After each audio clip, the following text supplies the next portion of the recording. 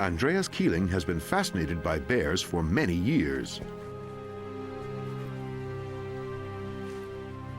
Cave bears must have been real giants. Their head is absolutely enormous. There are always new rumors of gigantic bears surviving in remote places. Andreas can't get the idea of them out of his head. Do they really still exist? He just has to find out. After years of searching, he finally met them face to face in one of the most inaccessible parts of Alaska.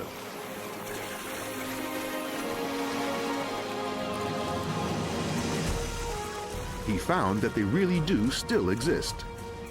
And his reward was the best pictures he has ever taken.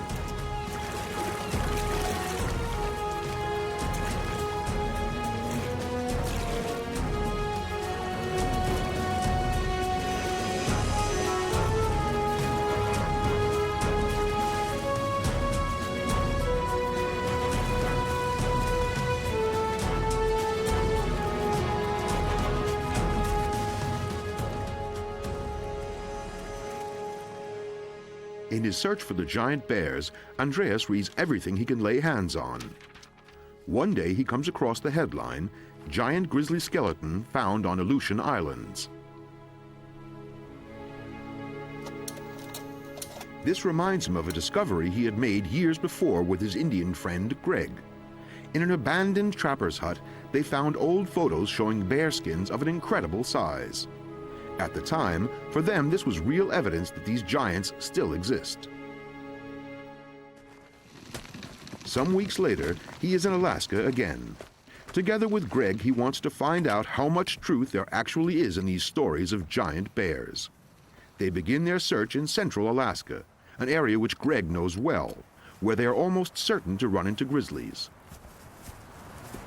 Wow, look at the great view. Isn't this fantastic? You see the caribou? Yeah. But first, something else. They find a caribou in a wide riverbed, cornered by wolves.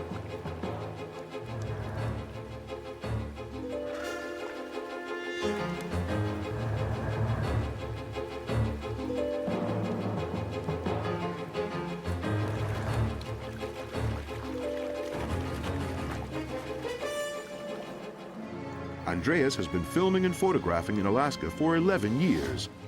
But in all that time, he has never seen the climax of a hunt.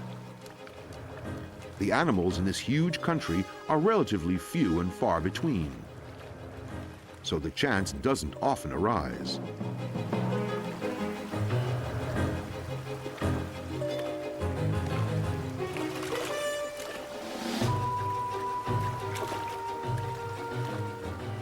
For a long time, they forget their real goal, the grizzlies. They're completely spellbound by the action. The drama is played out as if on a stage, on a stretch of the river in full view.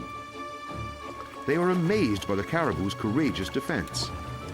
Wolves can't deliver a fatal bite, so they have to hunt it to exhaustion. But this time, the caribou turns the tables on them.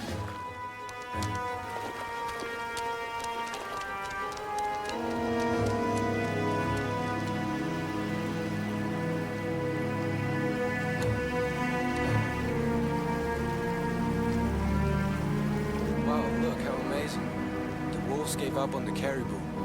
That's unusual. They have pitched their camp on a hilltop with a good view. Towards evening, they have visitors.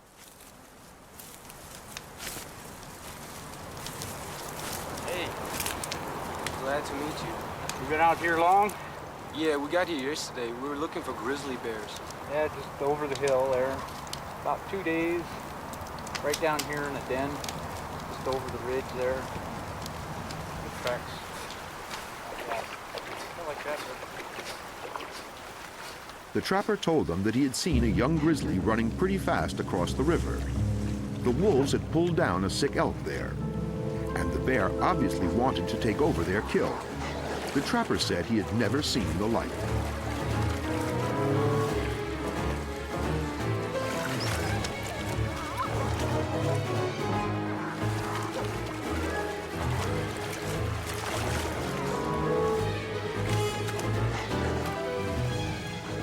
Of course, the wolves didn't want to give in. They fought hard and fiercely to defend their prey. This was a bit risky. If the bear had caught one of them, it would have broken every bone in its body.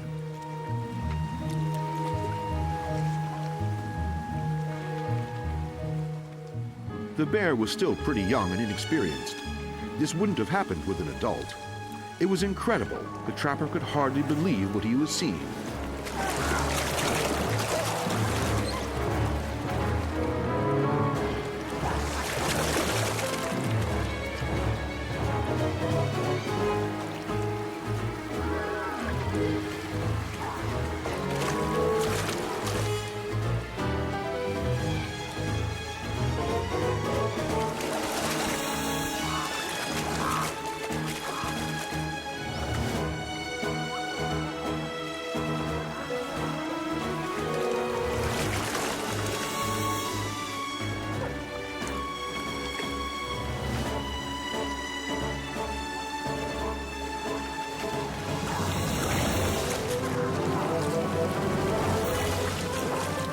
But gradually the bear got the upper hand. Probably most of the wolves had already eaten their fill and were gradually quitting the fight. The last of them could no longer keep the grizzly at bay and gave up. The young bear had to fight hard, even for the leftover bones. There's not much to offer for grizzlies in central Alaska. In the weeks that Greg and Andreas are there, they don't find any particularly big specimens.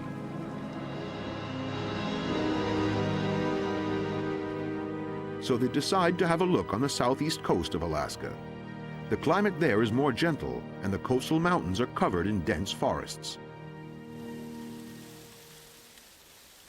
The annual rainfall here is higher than in the tropical rainforests, and the temperatures are relatively mild. There is much more food to be found in the forests and rivers here than in the interior. In the dense vegetation, they work long and hard tracking bears. Coastal brown bears, as the grizzlies here are called, are amazingly shy.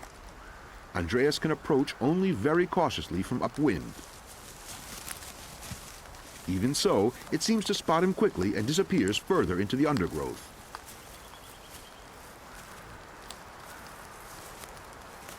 It is far from easy to follow the brown bear in the gloomy primeval forest.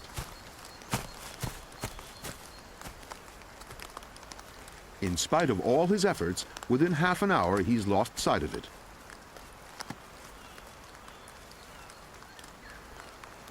Greg has better luck.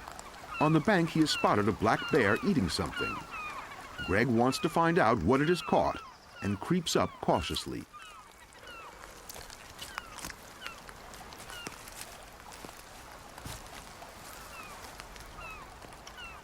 The startled bear reacts immediately. Unlike the grizzly, it doesn't retreat. Instead, it looks for safety up a tree. This is typical of black bears because grizzlies, their only enemies, can't climb.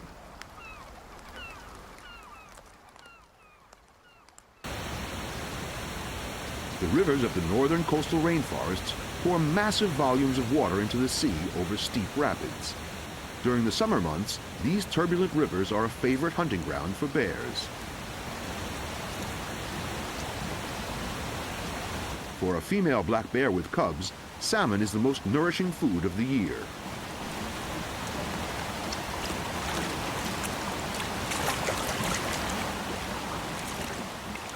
When the huge shoals come up the river, the bears are very choosy. This one throws 2 salmon back.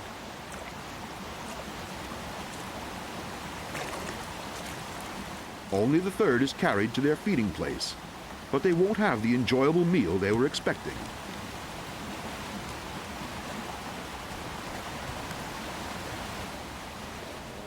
The mother bear, so close to her cubs, does not by any means want company. Nobody with any sense would confront a mother who is so defensive against all comers. But although she is physically superior, she forgets her fish and takes to her heels. The cubs, to be on the safe side, flee upstairs. Heavy rainfall has swollen the rapids to a dangerously high level. Even salmon now find them difficult to climb. More and more fish build up below the falls.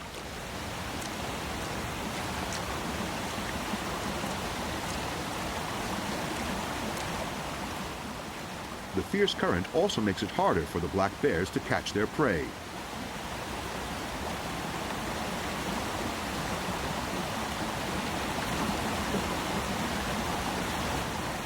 The turbulent water can be dangerous, even for them.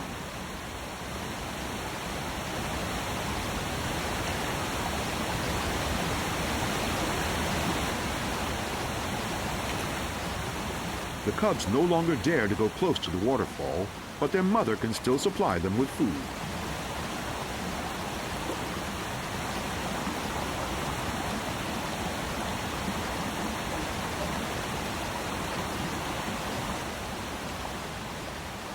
The black bears don't have the falls to themselves for long. The dense shoals of fish have attracted their larger cousins.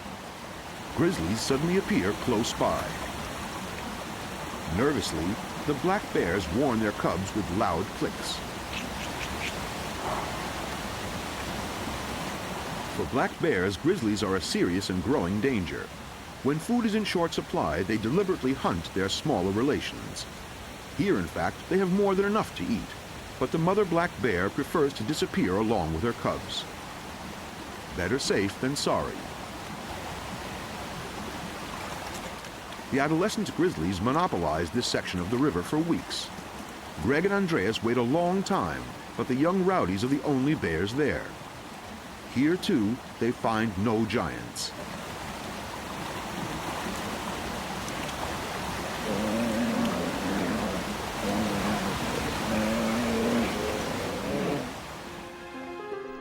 They decide to continue their search in a sailing boat. Further to the northwest, there is still very promising bear habitat, and a boat is the best way to get there. Their goal is Kodiak, the legendary bear island in the Gulf of Alaska. Some 100 sea miles lie before them. With luck, the weather will stay calm in these often stormy waters. After more than a week at sea, Kodiak comes into view. In the cold phase of the Ice Age, about 15,000 years ago, the sea level was much lower. Kodiak was then joined to the mainland, and coastal brown bears could easily walk there. Isolated on the island, the subspecies of Kodiak bears evolved. The Green Island, where there is plenty of rainfall but little snow, doesn't make for an easy landing.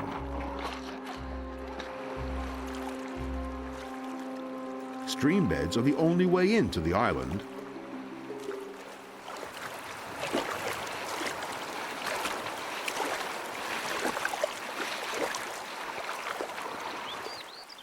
Almost impenetrable alder thickets as far as the eye can see.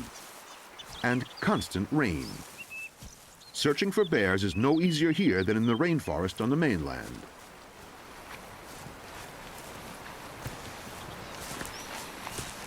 After several days, they finally find the first signs of bears.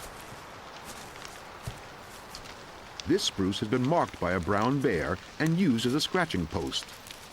At any rate, the tufts of hair hanging at an impressive height show that this was not a small bear. It is clear that here in the undergrowth, they are hardly likely to bump into a bear. All the same, they search the places where bears could now most probably expect to find food, the lakes and streams. And suddenly they see the first bear, which leads to an awkward moment. Andreas does not notice how the bear watches his efforts with the fishing rod with great interest. The salmon are going to improve their larder for a few days. The grizzly has his own opinion. To him, Andreas is merely a rival from whom he could steal easy pickings. This animal that they had looked for so long is suddenly much closer than they would like. It is an old male, not necessarily aggressive, but with such a powerful animal, any mistake could be dangerous. Hey, go away! Go. Go, go, go. Go away! Go. Andreas must try to show the correct mixture of calm and composure so as not to arouse the bear and also not to challenge him. This is not so easy when your knees are trembling. Conflicts like this very often turn out unfavorably for humans. All the same, Andreas is pleased that the bear is interested and has been attracted to them.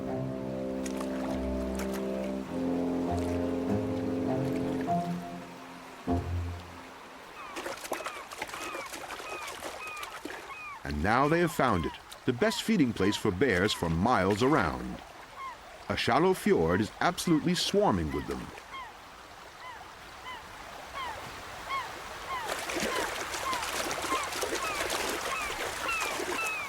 Here, the silver salmon run has begun. In all his years in Alaska, Andreas has never seen so many bears so close together. In fact, bears are loners, and the presence of so many of their kind leads to a number of small quarrels. But generally speaking, grizzlies are peaceful animals. Conditions are ideal for bears in the Kodiak Islands. An amazing number of mother bears here have 3 or 4 cubs following them. In the cold parts of Alaska, by contrast, they have at most 2 cubs. This mother has brought 3 cubs through the first 6 months. That is a heavy burden for a female because the youngsters depend on her completely for a whole year. To Andreas' surprise, the cubs eagerly try their hand at fishing. Obviously, they are imitating their mother.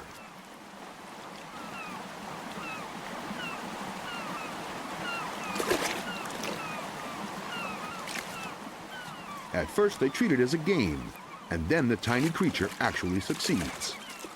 Andreas has never seen such a young fisherman in the whole of Alaska. He seems mightily proud of his catch.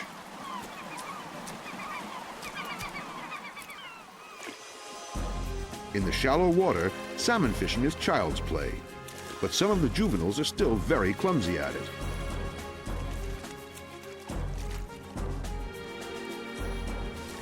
It's not so easy to get a firm grip on the slippery fish.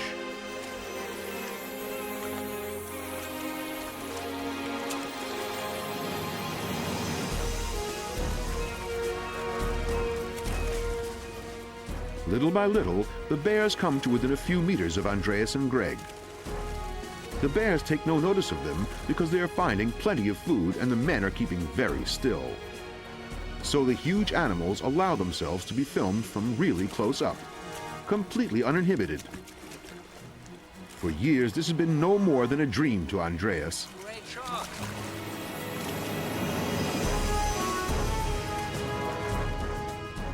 Sometimes it takes an amazingly long time for them to catch a fish. But they all now seem to be fully fed, not taking the hunt completely seriously.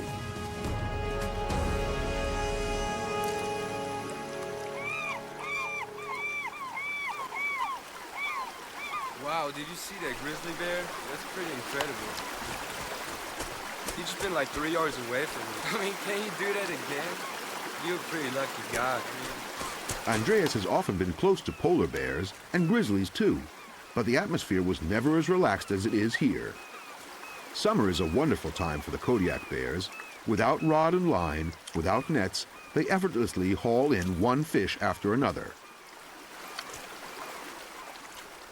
Andreas wants to see for himself how easy it is to catch a salmon with his bare hands.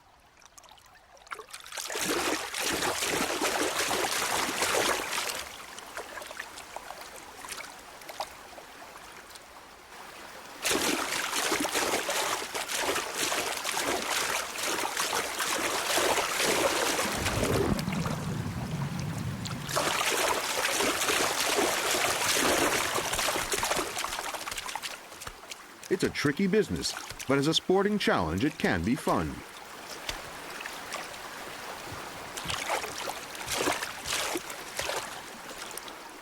The professionals showed them time and again how it should be done.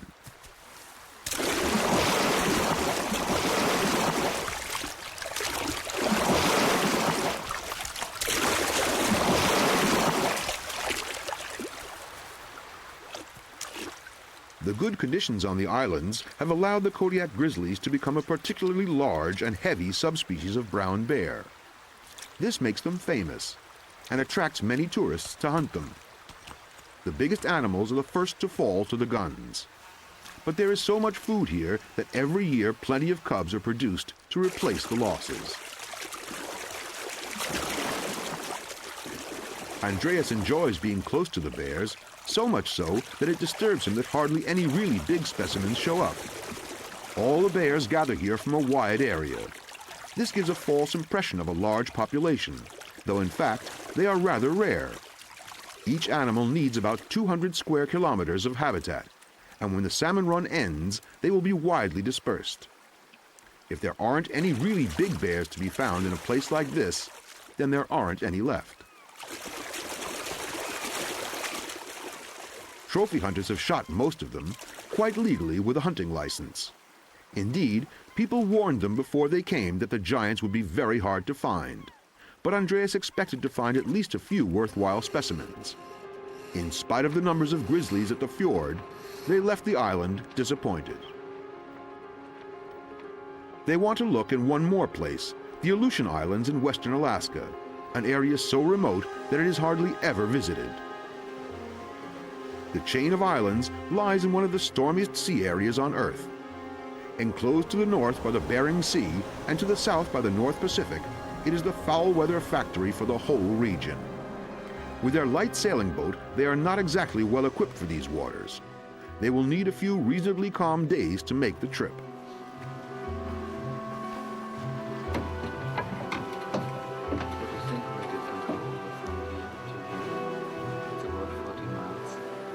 Yeah, there's no rocks. Looks pretty good there. It's a good place to start. Sea currents of as much as 8 knots do not make navigation among the islands any easier. In their little boat, they feel like a plaything of the elements, and they are delighted to reach the shelter of the coast. Dominated by volcanoes, carved by glaciers, a wild mountain chain spreads before them. Frequent earthquakes often cause new reefs to be formed here, reefs that are not marked on any chart. Only a few fishermen occasionally stray into the area. A fox forms the welcoming committee. And immediately they see bears.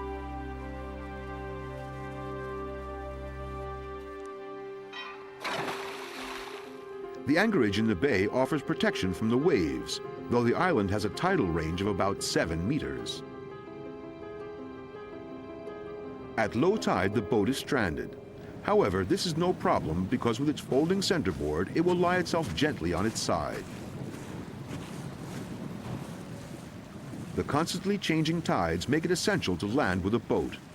To save space, their dinghy is an inflatable.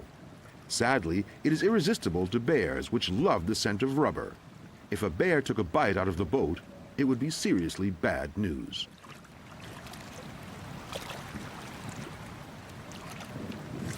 So they build a small frame out of driftwood on the bank where they can leave the canoe. It doesn't hang very high, but at least the bears won't be able to reach it.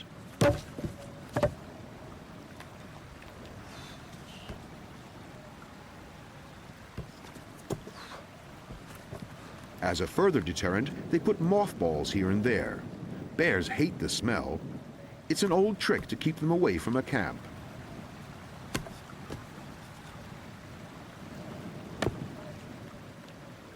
To their surprise, it seems not to work for foxes. They are actually attracted by the smell.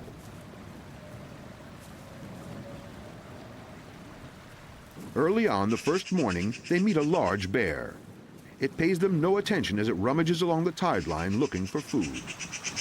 He's an older, massive bear. Yeah, you're right. I think he is close to 1,000 pounds. Yeah, maybe. He's huge. He's a real big kind. He's a nice exemplar. That's the biggest bear what we saw on this trip.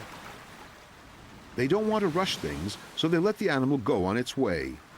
Sadly, after that it doesn't reappear. Andreas searches the beach all day for tracks until he finally finds something. An enormous animal must have passed this way. Even though tracks in sand can easily look bigger than they really are, this footprint was made by a giant bear. Giant footprint. They follow the trail until they lose it on rocky ground. When they see 2 bears in the distance on a seagrass meadow, they breathe a sigh of relief. though not because the bears are giants.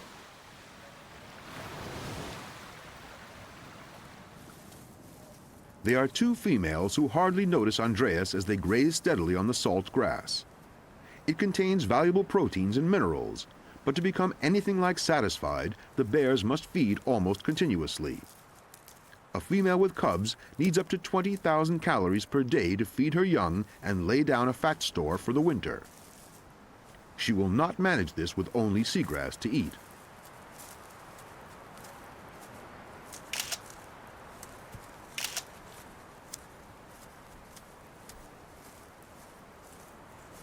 Once they have seen him without showing signs of annoyance, he can cautiously follow them. They have shown that they will tolerate him in their own way. But he shouldn't risk forcing it. The situation can easily and very suddenly become dangerous. The animals stay completely calm. In this isolated place, they have probably never met humans yet and have had no untoward experience with people. However, their close presence demands respect.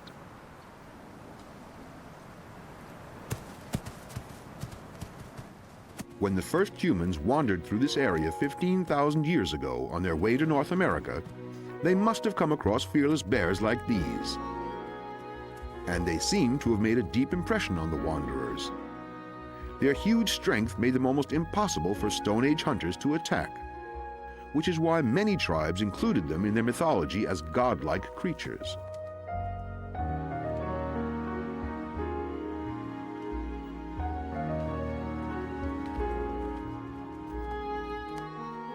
And it seems certain that some shamans drew practical benefits from the bears. Here, one of them digs out the root of a dwarf willow to eat. Shamans who studied the plants closely learned something astonishing. The roots contain an effective painkiller. They are rich in acetylsalicylic acid, the active agent in aspirin. Some tribes have known the uses of these roots and other medicinal plants for a very long time. They learned them from the bears. For the red foxes, Andreas is apparently like some strange predator worth watching. He might occasionally drop a few scraps, so they follow him all day. It's a particularly hard time of year for them. There are no mice or lemmings, and even birds' nests are scarce on this part of the coast.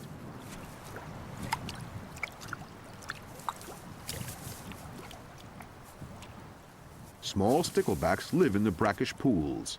Along with washed-up flotsam and jetsam, they are the fox's only source of food in this season. The foxes watch carefully to see how Andreas makes out as a fisherman.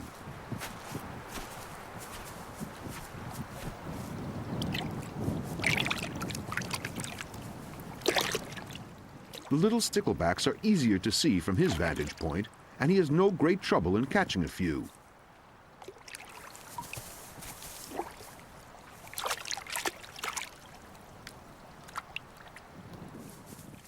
The result is an immediate squabble between the foxes.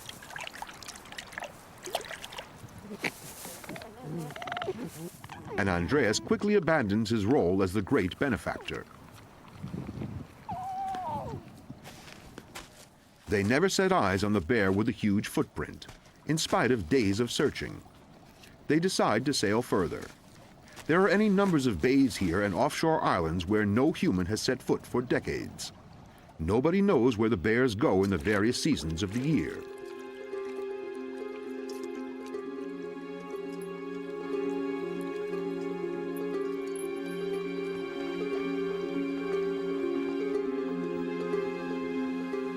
Years ago, a fisherman told Andreas about great coastal brown bears that swim from island to island to raid seabird nests. An interesting story, and completely believable given the wealth of bird life in these parts.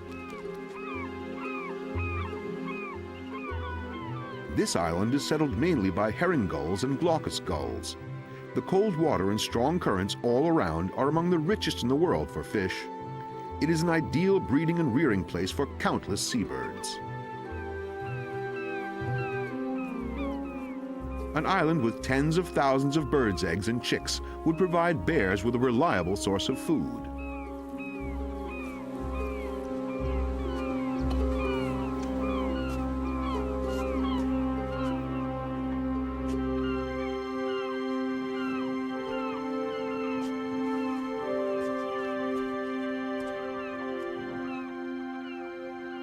But try as they might, they can find no sign of predators.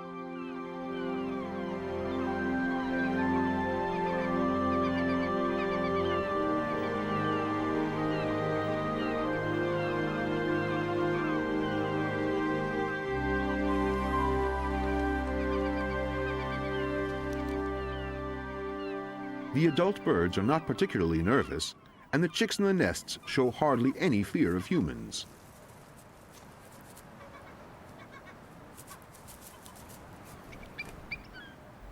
For a bald eagle, islands like this are a gold mine for a few weeks. They have built their eyrie on the highest cliff.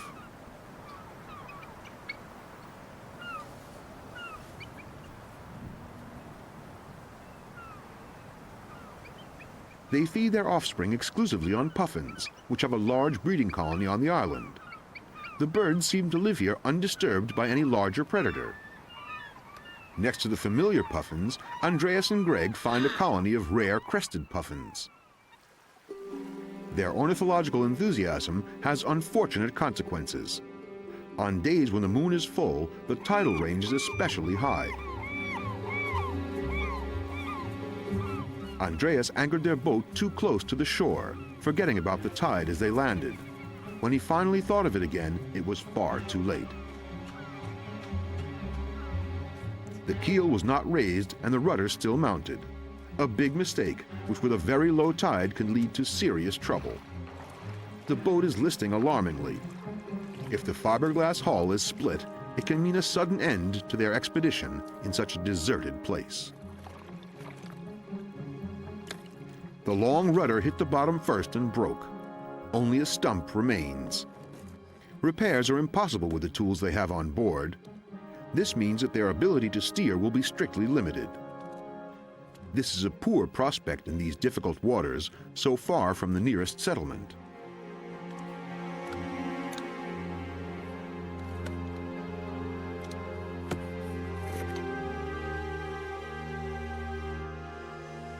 But in the next bay, they forget such minor technical matters.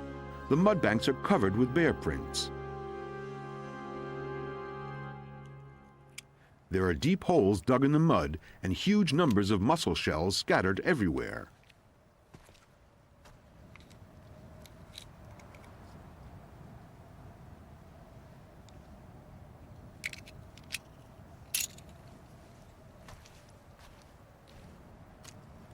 At the edge of the bay, they discover a giant coastal brown bear whose size and weight put all the animals they have seen so far in the shade.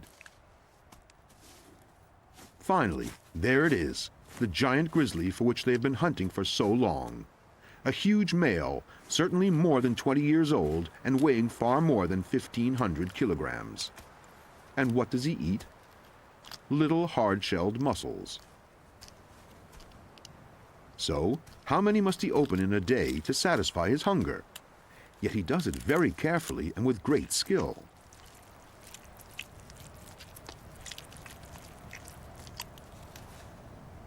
Towards the men he is hesitant, almost suspicious. But bears here were never systematically hunted.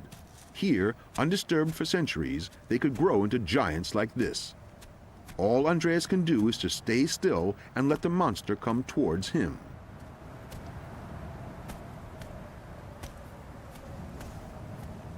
After all the many bears that he has met out here, Andreas is now quite nervous, struggling to keep himself under control.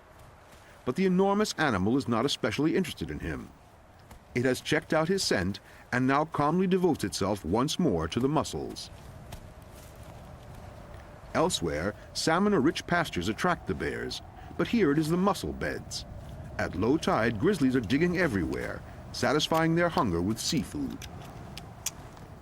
In these islands, the big salmon runs take place in late summer. Apart from grass and mussels, there is not much for bears to eat here during the warm months of the year, but they manage the best they can with what there is.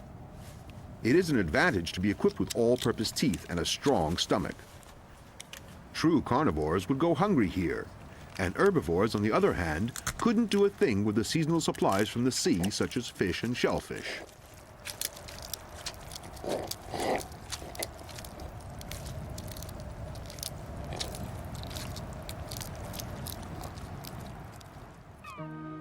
There is hardly any competition when the food supply is so evenly spread out.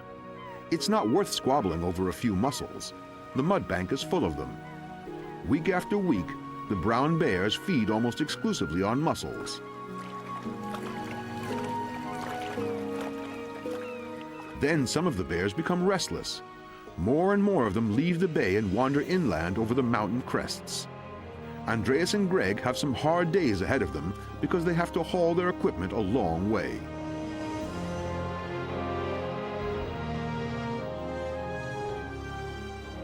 But it looks as if something is about to happen, and they certainly want to stay with the bears. The breeding season is starting.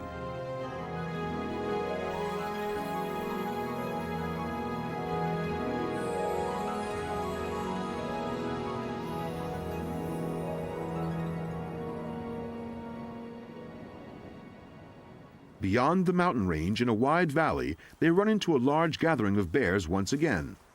The plains provide juicy pasture, which means good food. Places like this bring the loners together, as do other abundant feeding areas. And, in the season when there are plenty of receptive females about, feeding grounds become important places to get acquainted. Even though the breeding season lasts for several months, each individual female is in heat for only about 3 weeks. Unlike many other mammals, the bear's ovulation is not spontaneous, but is brought on by her partner's courtship. This is important among animals that live alone, so that when the female is ready to conceive, there is also a male on hand who is ready to mate.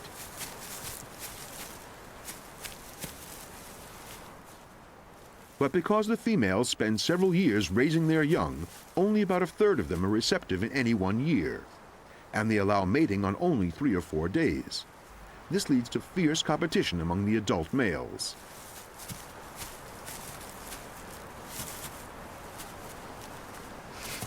A stronger rival brings the cozy partnership to a sudden end. But he can't just take over the female. She too has a choice in the matter.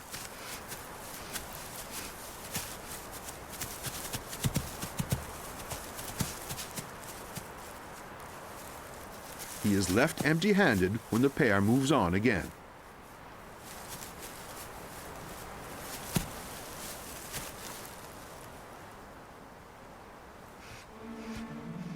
For the first time, Andreas sees a mother bear with 4 cubs. Until now, this was known only on Kodiak. But the Aleutian climate is just as kind, and the bears have plenty of food. Or at least in theory. In fact, the cubs don't look too well, and their mother also shows signs that hard work has taken its toll. It strikes Andreas once more how little the bears are actually studied here in the far west. These islands have practically never been visited by people, so long studies are hardly practicable. He feels privileged to be able to observe the great predators here in peace.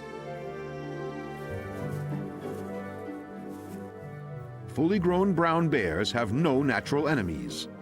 Their mortality rate is somewhat less than 5%. But for young animals, it is very different. A third of all cubs do not survive their first year, and about 1 in 5 die in their second. The next critical phase comes when they are driven away by their mother to become independent. About another third die as a result of this. Thus, their idyll is an illusion. Indeed, there are more bears here than in any other place he has visited, but every young bear that wants to settle here must drive out a dominant animal.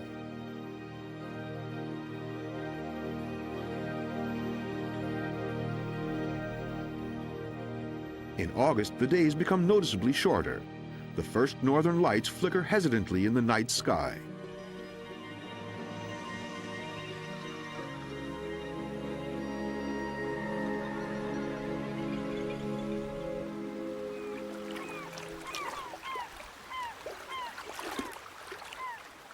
For the coastal bears, a time of plenty starts. Now in late summer, the first salmon run comes in to spawn. This has nothing in common with the well-known salmon migration which Andreas has seen so often at home in Europe. Pink salmon hardly leave salt water to breed, and sometimes spawn while they are still in the tidal reaches of the fjord.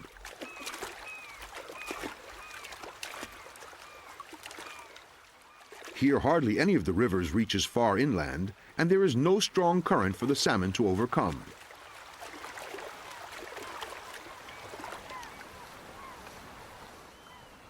This little bay, still filled with salt water by the tide, is the end of the fish's journey. For Andreas, this is fine because he won't have to haul the heavy film equipment very far. He moves slowly and lets the bears know from a long way off that he is coming. As before, and as expected, they pay him no further attention. Round his boots, salmon swarm everywhere, eagerly searching for a partner or a good place to spawn.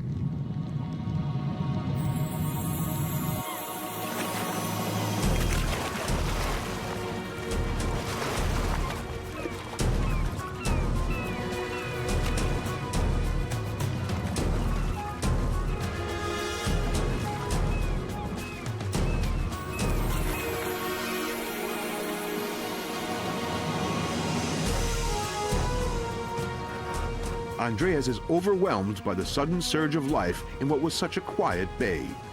It has always been his dream to film grizzlies against such a glorious backdrop.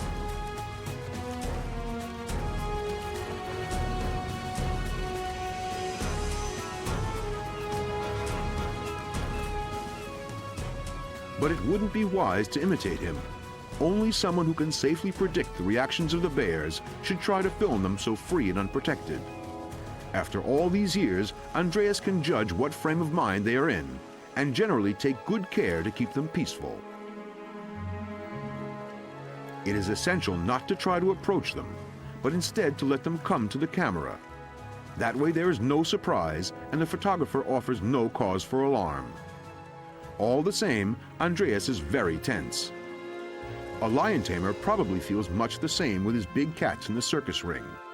This time they are so close that he fears for the safety of the camera. If in the excitement of the moment they charge at him, he has hardly any chance of getting out of the way.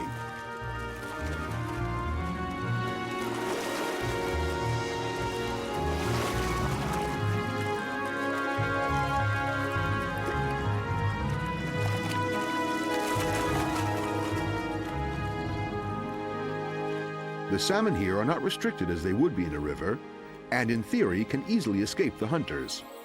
By far the most attacks are in the first days of the run, when the fish are not yet completely exhausted.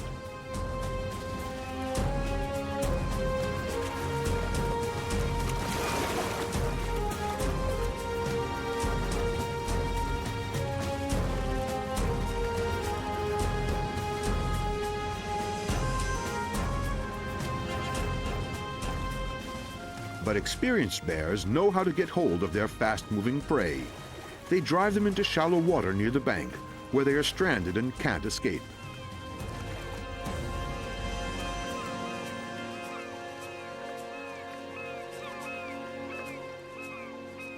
And then they have 4,000 more calories for their store of winter fat.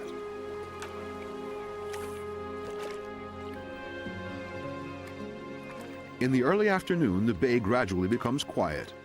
Most of the bears have filled their bellies and retreated. Only a couple of adolescents still tussle in the water, but even they are full and lethargic.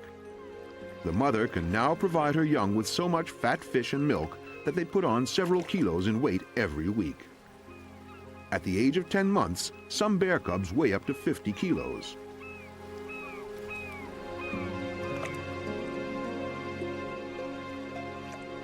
For pregnant bears, the food supply before the onset of winter is especially important. Embryos develop normally only in females who have built up a large enough reserve of fat. If they are poorly nourished, the embryos will die.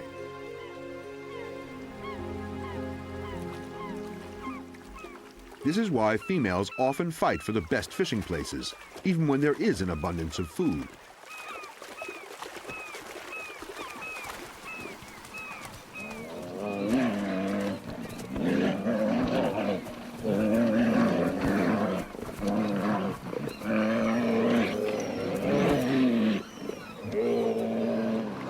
New snow lying on the mountains suggests that the bears will soon be hibernating. Andreas and Greg decide to set up a base camp. There seems pretty nice. We could use it to our base camp for the next few days. They are back on the mainland and go back to work near Greg's home village. Greg knows of bears' dens which are visited every year in the fall, far up on the north slope of the mountain. Strangely enough, bears choose cold dens for their hibernation. In high places, they are protected against a thaw that comes too soon.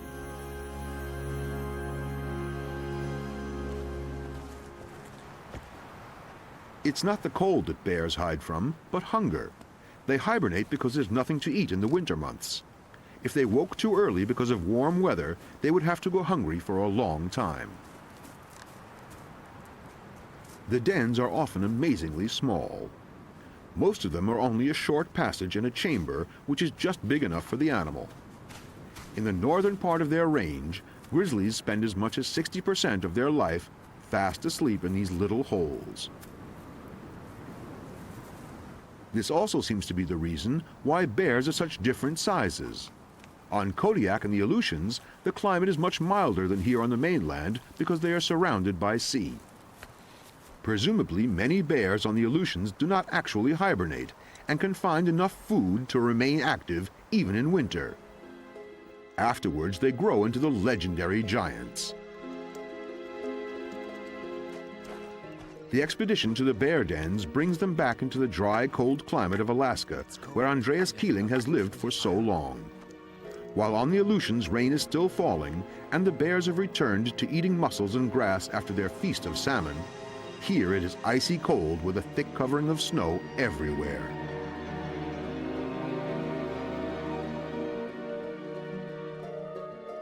Soon the sun will no longer rise, not even at midday. They spend their last days in the wilderness under the northern lights.